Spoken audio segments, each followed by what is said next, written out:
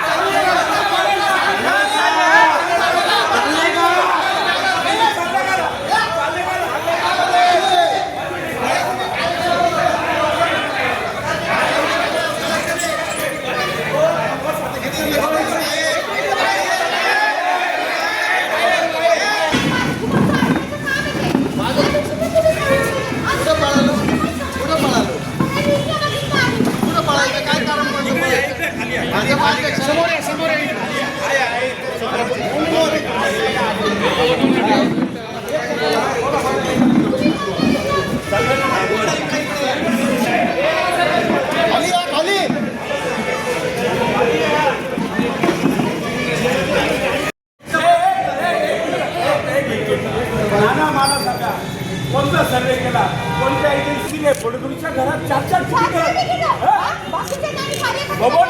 वाटायचे तिकडे नाशिक रोडमध्ये 29-30 वर्ष आम्ही काम केलं, याचा फळ काय आम्हाला पंचामोरणे व्हायचा सर्वे होता। मग याचा अर्थ सर्वे खोटा होता,